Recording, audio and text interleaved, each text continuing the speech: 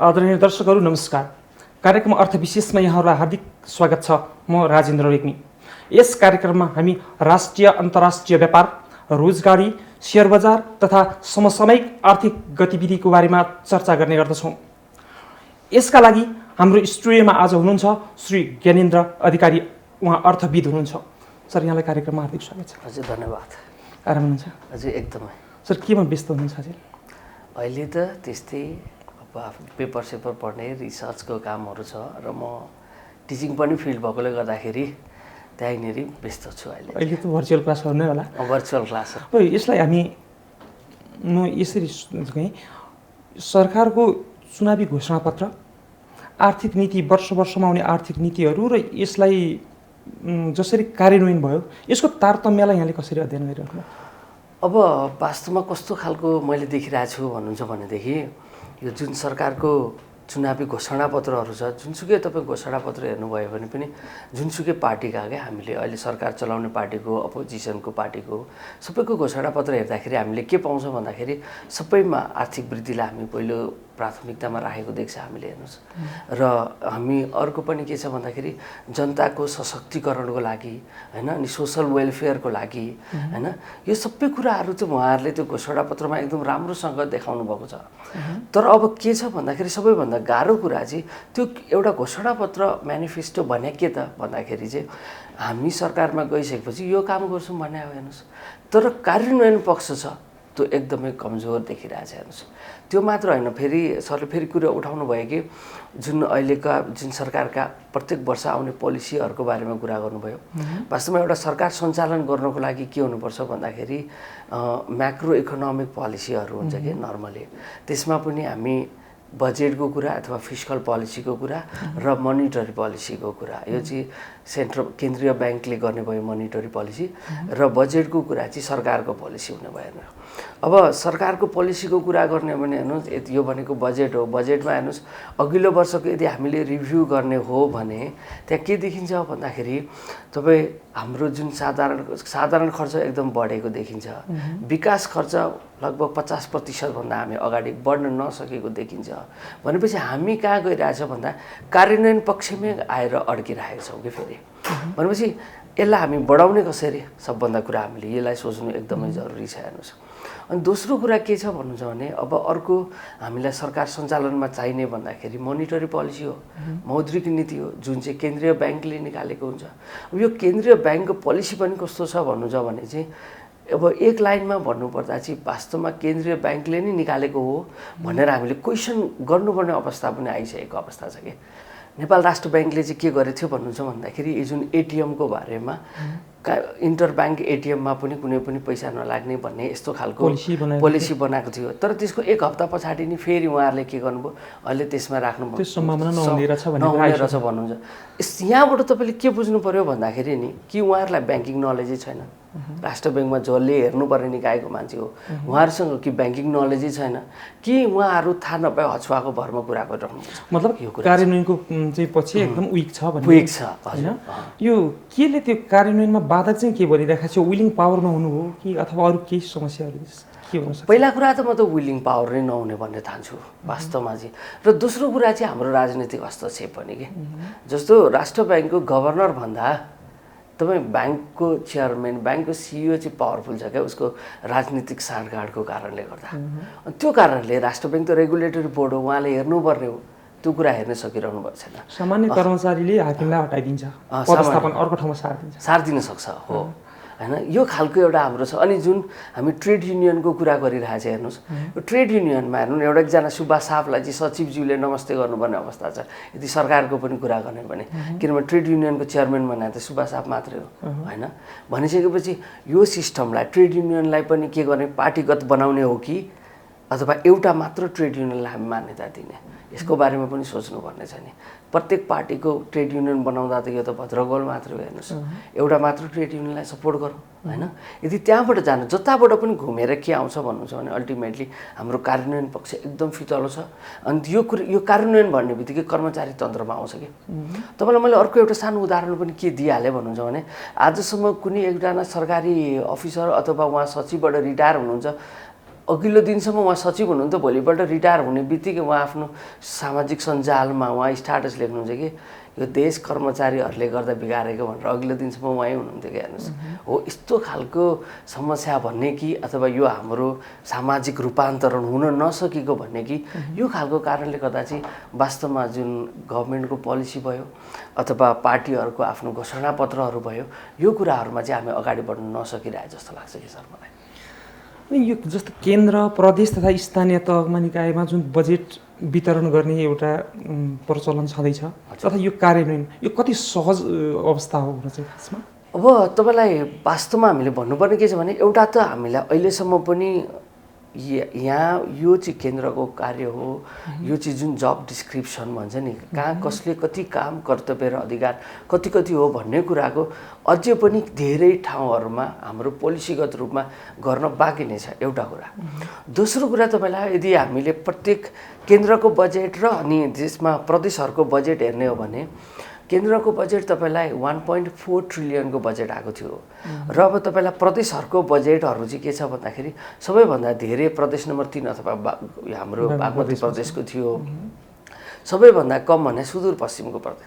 तर सबैको उहाँहरूले के गरिराख्नु भएको छ भने एउटै ट्रेडिसनलाई के एउटै कुरालाई फलो गरिराख्नु भएको छ कि उहाँहरूले। जस्तो तपाईँलाई म उदाहरणको रूपमा दिउँ, हाम्रो केन्द्रीय जुन बजेट छ, बजेटले के गरेको थियो, प्रत्येक हाम्रो सभासदहरू ज्यूहरूलाई चाहिँ सर्टेन अमाउन्ट विकास खर्चकै अमाउन्ट हामी 4 करोड 5 करोड प्रत्येक वर्ष दिइरहेछ क्या। हेर्नुहोस्, त्यही कुरालाई प्रदेश सरकारको बजेटमा पनि निरन्तरता दिएको छ क्या। हेर्नुहोस्, जस्तो प्रदेश नम्बर 1 मा के भन्छ 1.5 करोड होइन, समथिङ 1.5 करोड जस्तो लाग्छ मलाई, र प्रदेश नम्बर 7 मा हाम्रो 2 करोड भनेर यसरी उहाँहरूले यो कुराहरू निरन्तरता दिइराख्नु भएको छ क्या उहाँहरू। र उहाँहरूको प्रदेशको बजेट पनि तपाईँ हेर्नुहुन्छ भने हेर्नुहोस्, धेरैवटा प्रदेशको त के भन्छ, प्रदेशमा त धेरै कुरा त रेगुलर खर्च कम गर्न सकिन्छ नि, तर त्यहाँ पनि कुनै कुनै प्रदेशको तपाईँ बजेट हेर्नुभयो भने जस्तो 35 देखि 45% जुन रेगुलर खर्च छ नि, त्यो खर्चहरूको उहाँहरूको डेटा देखिन्छ कि उहाँहरूसित। भनेको त्यति धेरै रेगुलर खर्चमा उहाँहरूले आफ्नो होल बजेट खर्च गरिरहनु भएको छ। नियमन गर्ने चाहिँ कोही निकाय छैन छ। अब त्यसको लागि त किन छैन हेर्नु, हामीसँग त के भन्छ अडिटर जेनरल हुनुहुन्छ, महालेखा परीक्षक हुनुहुन्छ होइन, हामीसित अख्तियार दुरुपयोग छ, हामीसित यस्ता थुप्रै निकायहरू छ, सरकारको माथिको बडीहरू छ। तर दुरुपयोग आयोगले नै आफ्नो अधिकारमाथि दुरुपयोग गरिरहेको भन्न सकिन्छ यसलाई? अब त्यसलाई त मैले ठ्याक्कै त्यो त अब कसरी भन्ने होइन, त्यसलाई त उहाँहरूले जसरी आफूले नियमन गर्नुपर्ने हो त्यसलाई सही तरिकाले गरेन भने दुरुपयोग गर्यो भन्नु मिल्छ नि होइन? त्यो त पक्का पनि मिल्छ नि। हेर्नु, ट्रान्सपरेन्सी इन्टरनेसनलको तपाईँ रिपोर्ट नै हेर्न सक्नुहुन्छ नि। हाम्रो अख्तियार हुँदै सब कुरा राम्रो भन्दै पनि त हामी एसियामा नम्बर 1 मा आउनु भनेको, साउथ एसियामा नम्बर 1 मा आउनु भने त होइन 58%। यो त लज्जास्पद विषय छ नि। अख्तियारको लागि त योभन्दा नराम्रो रिपोर्ट के हुन्छ र पनि अझ यो पछिल्लो दिनमा हाम्रो नै राम्रो हो, हामीले चाहिँ जस्तो निर्णय निकाल्यौँ यही राम्रो हो, ट्रान्सपरेन्सीले गलत निर्णय निकाल्यो भन्दै हुनुहुन्छ। अब यसमा त मैले अब के भन्ने कुरा भएन। यो चाहिँ राम्रो म पढेरै हो त? सायद त्यो पनि हुनसक्छ त्यो। तर उहाँ हाम्रोमा एउटा के छ भने हाम्रो सामाजिक रूपान्तरण भनौँ, हाम्रो समाजले नि के कुरा गर्छ भन्दाखेरि हामी आफूलाई चाहिँ अन्डर एस्टिमेट गर्न अथवा आफूलाई कहिले पनि नराम्रो चाहँदैन क्या हामीले। त्यो कारणले गर्दाखेरि पनि सायदै उहाँहरूले त्यो एक्सेप्ट गर्न नसक्नु भएको। यदि एक्सेप्ट गर्ने बित्तिकै त के हुन्छ, उहाँहरूले त्यो आफ्नो पोस्टमा त राजीनामा दिनुपर्ने हुन्छ नैतिकताको कुराले। त्यो भन्दाखेरि नेपालको चाहिँ पदीय दायित्व बोकेका मान्छेहरूमा नैतिकता धेरैमा छ जस्तो लाग्दैन? तपाईँसँग त यो कुरामा म पनि एकदमै सहमत छु। र अर्को कुरा गरौँ, यो करदाता जो चाहिँ सामान्य जीवनयापन गर्न एकदम कष्टकर जीवन बिताइराखेका छन्, तर भूपू भिआइपीहरूको जीवन हेर्ने भने एकदम सुविधा सम्पन्न र विलासी जीवन छ, यसलाई देशको अर्थतन्त्रसँग चाहिँ कसरी जोड्नुहुन्छ? अब हेर्नु, तपाईँलाई म एउटा सबैभन्दा अब दुःख लाग्ने कुरा भनौँ अथवा इन्ट्रेस्टिङ फ्याक्ट भनौँ, हाम्रो अहिलेको सरकारकै यदि हामीले डेटा हेर्ने हो भने चाहिँ अहिलेको बजेट हेर्ने हो भने लगभग हामी 70% जनता चाहिँ नेपाली जनता गरिबीको रेखा मुनि छ क्या। चरम गरिबी मुनि छ। चरम गरिबीमा छ। यो भनेको हामी यसलाई एब्सोल्युट पोभर्टीमै भन्छ। यो भने वर्ल्ड ब्याङ्कको डेफिनेसनले पनि अब अलिकति पुरानो डेफिनेसन हेर्ने हो भने $1.5 पनि कमाउन नसक्ने भनेको मतलब नेपाली भनेको डे पर डे 200 रुपियाँ भनौँ न नेपालको, त्यति पनि कमाउन नसक्नेहरूलाई चाहिँ हामी एकदम गरिबीको रेखामुनि राख्छ क्या हेर्नु उहाँहरूलाई। अब फेरि अर्को कुरा तपाईँले अगाडिको फेरि एउटा डेटा हेर्नुभयो भने, जस्तो तपाईँलाई मैले के भन्न खोजेँ भन्दाखेरि हामीलाई 2072 सालमा जुन भूकम्प आएको थियो त्यो बेलाको हामीले फेरि डेटा केलाउने हो भने भूकम्पको कारणले 3% जनता चाहिँ गरिबीको रेखामुनि बढेको थियो क्या, परेको थियो, थपिएको थियो। अब तपाईँ कोभिडको कारणले 5 देखि 7% थपिँदैछ र सरकारले पनि स्वीकार गरिसकेको छ कि यो डेटा लगभग हामी 5 देखि 7% गरिबीको रेखामुनि थपिँदैछ। तपाईँलाई यसलाई अब नम्बरमा कन्भर्ट गर्नु त भनेपछि हामी लगभग 20 देखि 21-22% नेपाली जनता चाहिँ के हुँदैछ, गरिबीको रेखामुनि छ। भनेपछि 200 रुपियाँ कमाउने जुन हाम्रो डेफिनेसनले, वर्ल्ड ब्याङ्कको डेफिनेसनलाई यदि हामीले मान्ने हो भने त उनीहरूले पक्का पनि 2 छाक खान सक्दैन। भनेपछि आधा जनता मात्र पनि तपाईँले के बुझ्नु पर्यो भन्दाखेरि यो भनेको 20% भन्नुको मतलब 3 करोडको 20% भन्दा त लगभग त 60 लाख 60-65 लाख जनता त गरिबीको रेखामुनि भयो। भनेपछि उहाँहरूले 2 छाक खान सक्नुहुन्न। भनेपछि त दुःख लाग्दो कुरा के छ भन्दाखेरि 25 देखि 30 लाख जनता हेर्नुहोस् प्रत्येक रात भोकै सुतिरहेछ कि। भिआइपी र भिभिआइपीको चाहिँ सुविधा आधा मात्रै कटाइदियो भने ल हेर्नुहोस् चाहिँ जो गरिबीको रेखा त्यहाँनिर बच्चा छ होइन, त्यहाँनिर बच्चा पनि छ, त्यहाँ ठुलो मान्छे पनि छ, सबैजना छ क्या। तपाईँ सोच्नुहोस् एउटा प्यारेन्ट्सलाई, एउटा उसको जो बाउ छ आमा छ उसलाई छोराले खाना भन्दै भोकै सुताउनु परेको दिन कस्तो हुन्छ हेर्नु त ल। यो कुरा हाम्रो राजनीतिज्ञहरूले कहिले बुझ्दिने होइन भन्नु न। भिभिआइपी भनेको त वास्तवमा राजनीति भनेको त प्रोफेसन होइन नि त, यो त देशको सेवा हो, समाज सेवा हो कि। हामी यसलाई पेन्सन बढाउने, सुविधा बढाउने होइन नि। तर एउटा सर्टेन लेभलमा पोस्टमा हुँदा चाहिन्छ पनि कि फेरि किन भन्नुहुन्छ भने देशको इज्जतको पनि कुरा हुन्छ। कोही विदेशी कोही पाहुनाहरू आउँदा उहाँहरूलाई देखाउने ठाउँहरू, सपोज राष्ट्रपति भवन राम्रो बनाउँछ कि मलाई त्यसमा प्रब्लम छैन। किन कोही मान्छे राष्ट्रपति भवन आउँदा त नेपालको राष्ट्रपति भवन भन्नु त पऱ्यो, एटलिस्ट त्यो त हुनु पऱ्यो। तर उहाँ जब राष्ट्रपतिबाट गइसकेपछि अथवा कोही पनि भिभिआइपीबाट रिटायर भइसकेपछि पनि उहाँले त्यही खोज्नु भनेको चाहिँ अब ती 30 लाख जनताहरू जो भोकै सुतिरहेछ उनीहरूको पेटमा फेरि पनि हामीले झनै भोको पेट सुताउने काम गरिरहेछ कि। मैले यसलाई चाहिँ यसरी भन्न चाहन्छु। अब यसलाई चाहिँ अब यो पनि फेरि अन्तिममा गएर के आउँछ भने सरकारको विलिङ पावरकै कुरा आउँछ। चाह्यो भने त नीतिगत रूपमा परिवर्तन गर्न सकिन्छ, गर्न सकिहाल्छ नि। हेर्नु सरकारले हेर्नु गरिबीको प्रमाणपत्र भनेर 2012 देखि होइन 2012 देखि सुरु गर्यो, आज 2020 भयो भने चाहिँ 8 वर्ष भइसक्यो। हामी अहिले फेरि हाम्रो अर्थ मन्त्रालयले गरिबीको प्रमाणपत्र बाँड्ने भनिरहेछ, हामी अहिलेसम्म सकेको छैनौँ हेर्नुहोस् होइन। हाम्रो रिसर्च कोही त्यो 2012मा पनि तपाईँ के भएर रोकिएको भन्नुहुन्छ भनेदेखि त्यो बेलामा पनि यो हेलो सरकारलाई फोन गरेर कम्प्लेन गरेर तपाईँ जसले त्यो बेलामा पाएको छ क्या 10% जतिले पाएको छ क्या गरिबीको प्रमाणपत्र पायो। तर प्रमाणपत्र कसले पाएको छ भन्दाखेरि त्यो गाउँको जो आफू जो बोल्न सक्छ होइन, जो अगाडि पहुँच छ, राजनीतिक पहुँच छ, उसले पाइरहेछ क्या। जसले गाउँको सबैभन्दा गरिबलाई देखेर चिनेको छ उसले चाहिँ आफू गरिब भएर दर्ता भइरहेछ क्या हेर्नुहोस्। किनभने गरिब भनेको त यस्तो खालको वर्ड हो नि, यो भनेको त घरबार विहीन हो होइन, होमलेसनेस भन्छ क्या, स्पिचलेसनेस, ऊ बोल्न सक्दैन, घरबार विहीन छ, भोकै सुत्नु परिरहेछ, यो खालको कन्डिसनलाई गरिबी भन्ने हो नि त। हामीले त्यहाँबाट हेर्नु त उसले त बोल्न सक्दैन, उसलाई त सरकारले वास्तवमा समातेर काटिदिनु पर्ने। तर जसले बोल्छ उसले आफ्नो नाममा बनाएछ, किनभने त्यहाँबाट उसले केही सेवा सुविधाको आश गरिरहेछ कि हो। यो भनेको त समग्रमा हाम्रो इन्टेन्सन छ नि, जुन हामीले गर्ने इच्छा शक्ति छ, राजनीतिक इच्छा शक्ति, सरकारको इच्छा शक्ति, यसमा भर पर्छ भन्न चाहन्छु मैले चाहिँ। कुल राष्ट्रिय बजेटलाई हेर्ने हो भने 80% साधारण खर्चमा भएको देखिन्छ, जुन चाहिँ नेताहरूको र कर्मचारीहरू भिभिआइपी जस्तो सुविधाहरूमा पनि त्यही रकम पर्छ। अनि 20% कुल बजेटकोले राष्ट्रिय चाहिँ अर्थतन्त्रलाई कसरी बलियो बनाउन सकिन्छ, यसको बारेमा चाहिँ यहाँले कसरी अध्ययन? अब हेर्नु वास्तवमा तपाईँको 80%को कुरालाई चाहिँ म अलिकति के क्लियर गर्न चाहन्छु भनेदेखि सरकारी बजेटको मापदण्डलाई, जस्तो अहिलेकै बजेट हामीले हेर्ने हो भने लगभग हामी 64% चाहिँ साधारण खर्च भनेको छ क्या अहिलेको लागि। अनि त्यस पछाडि 23.9% के लगभग 23.9 जति विकास खर्च भनेको छ क्या हामीलाई, र 11.9 होला सायद त्यो चाहिँ हाम्रो के छ फाइनेन्सियल म्यानेजमेन्ट। हामीले जुन वैदेशिक ऋण तिर्छ त्यसको इएमआई तिर्नु पऱ्यो, हामीले इन्ट्रेस्ट पेड गर्नु पऱ्यो, त्यहाँनिर गइरहेछ क्या हाम्रो पैसाहरू। तर अब समस्या कहाँ छ भन्नुहुन्छ भने विकास खर्चमा पनि यो सांसद विकास कोष छ नि जुन, त्यो पनि विकास खर्चकै एउटा पार्टमा पर्छ क्या हेर्नुहोस्। हो, यो कुराहरू पनि राखेको छ भनेपछि समग्रमा के छ भने विकास खर्चलाई पनि जुन 23% विकास खर्च छ नि त्यसको पनि लगभग तपाईँले भने जस्तो 10-20% चाहिँ लगभग हेर्दाखेरि साधारण खर्च देखिनेलाई हामीले विकास खर्चको क्याटेगोरीमा राखेको छ क्या हेर्नुहोस्।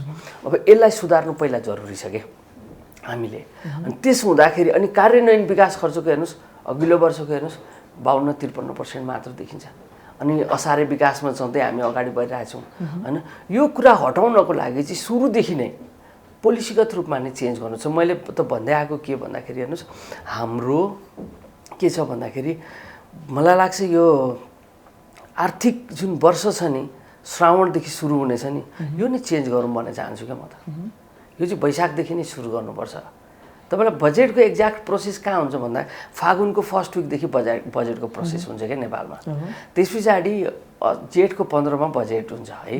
अनि हामी डिस्कसन गरेर असारसम्ममा सघाउने भन्ने अहिलेको हाम्रो प्लान हो। किनभने उहाँहरूलाई यही कुरा फिल भएर जेठ 15मा सुरु गर्नुभएको हो कि, नत्र भने पहिला असारको इन्डमा हुन्थ्यो कि। अनि श्रावणदेखि हामी कार्यान्वयनमा जाने भन्ने कुरा हो क्या। तर हामीलाई दसैँ लाग्छ, चाडपर्व लाग्छ, अनि हामी मङ्सिरदेखि बल्ल अब सबै सकेपछि सुरु गर्ने गर्दा गर्दै टाइमै रहँदैन, फेरि अर्को वर्षको बजेट आउँछ।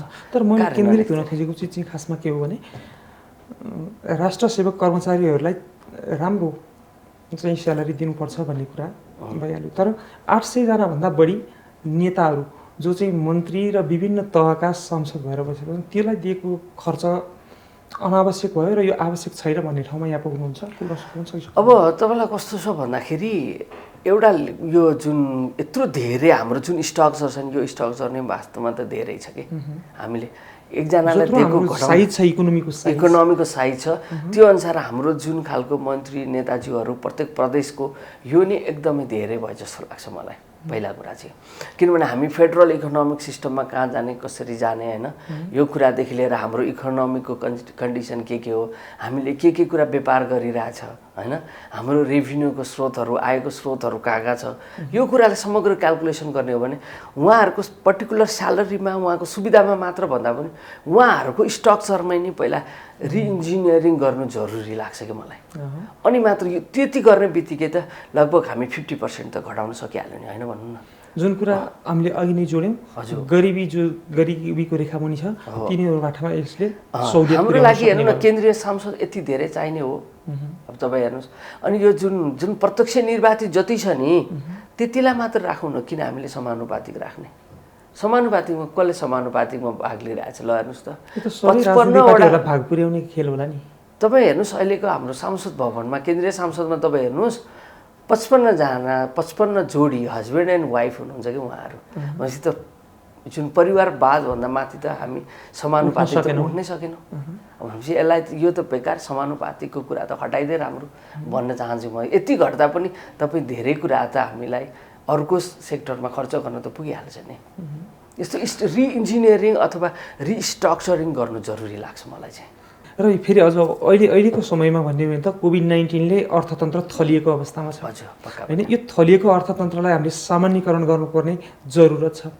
यसको लागि सरकारले गरिहाल्नुपर्ने काम के थियो र के गर्न सकेन? अब हेर्नु वास्तवमा के छ भन्दाखेरि जब इकोनोमी डाउनफलतिर जान्छ सरकारको पहिलो काम के हुनुपर्छ भन्दाखेरि इकोनोमीलाई सकेसम्म हामी भी सेप्टको रिकभरीमा ल्याउन जरुरी छ कि। जसरी गएको थियो त्यत्तिकै रिकभरी ल्याउनु पर्ने हो। तर आज सरकारले त्यो काम गर्न सकिरहेको छैन। यसको लागि के गर्नुपर्छ भन्दा सरकारले सकेसम्म हामी अर्थशास्त्रको भाषामा हामी यसलाई इन्जेक्ट गर्नुपर्ने हुन्छ क्या। यहाँनिर कसरी इन्जेक्ट भन्दाखेरि रोजगारी बढाउनु पर्ने हुन्छ।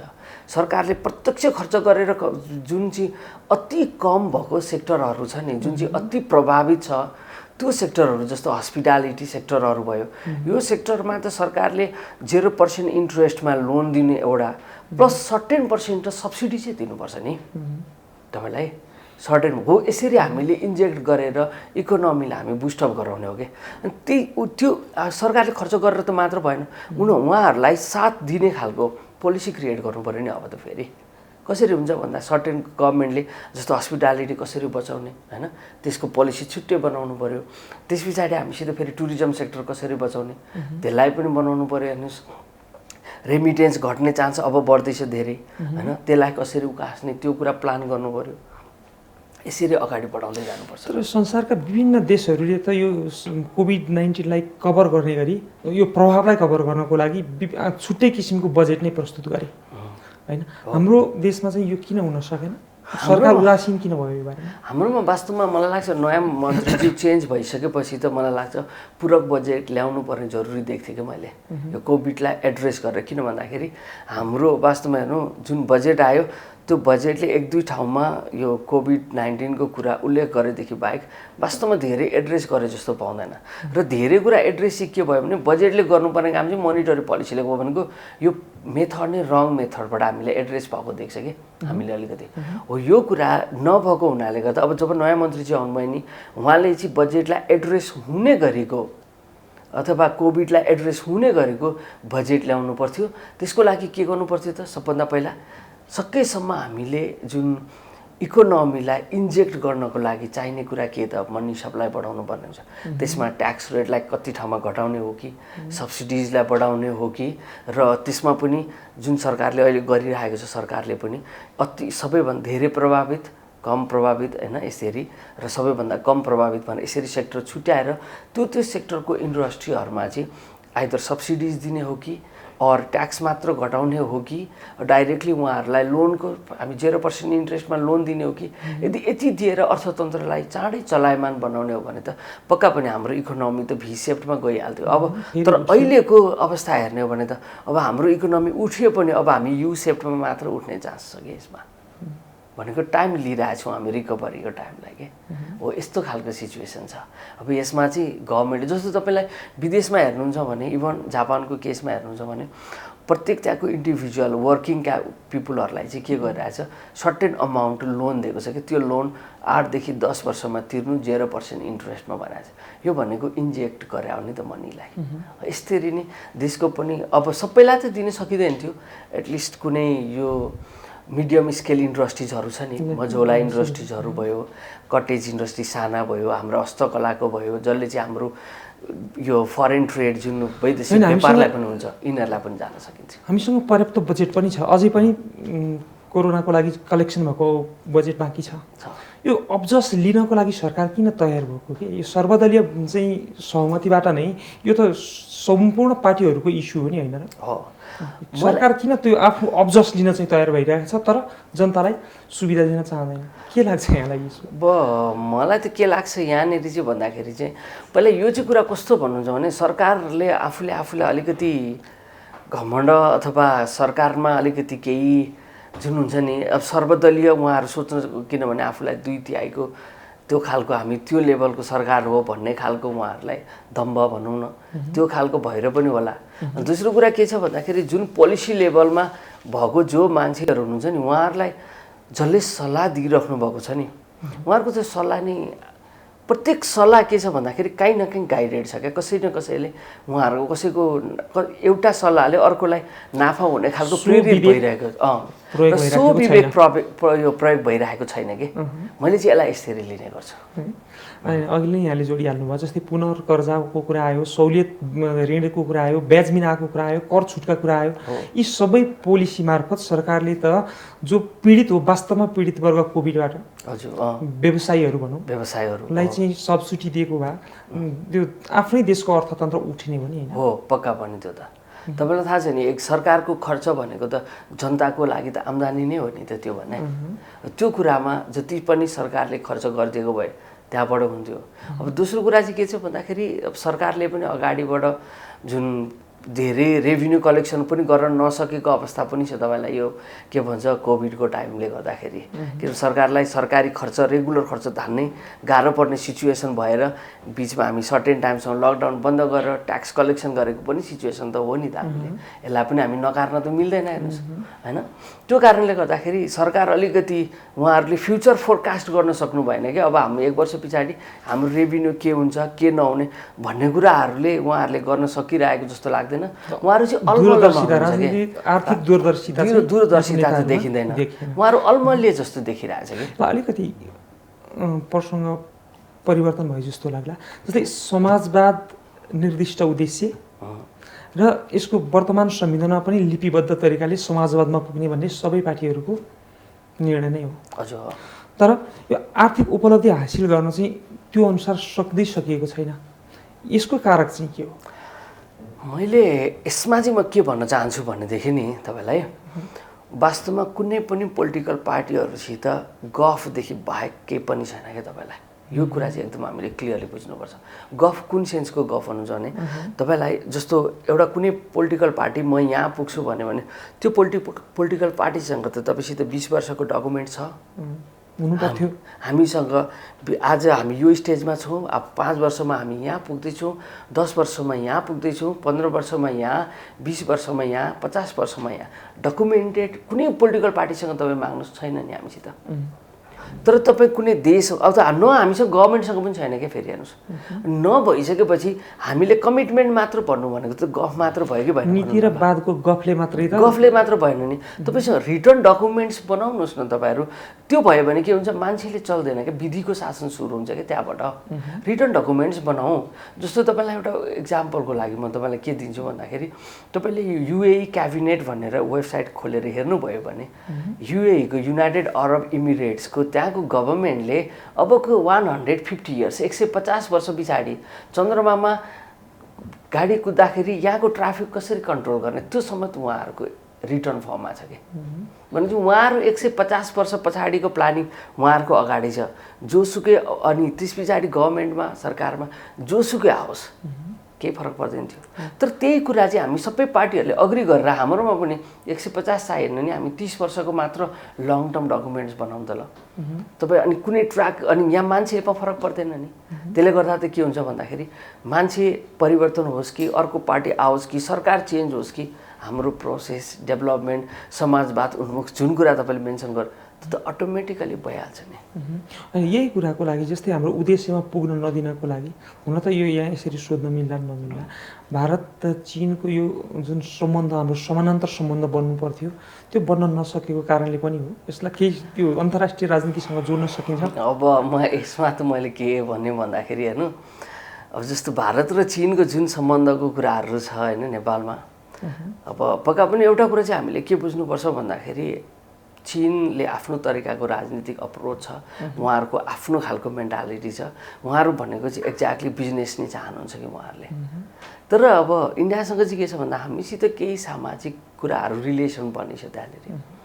अब त्यो बिचमा वास्तवमा मैले के भन्न चाहन्छु भन्दाखेरि हाम्रो कुरा हामीले राख्ने हो कि हाम्रो कुरा हामीले स्ट्रङली दुईटै कन्ट्रीसँग हामीले क्लियर भएर राखिदिने होइन।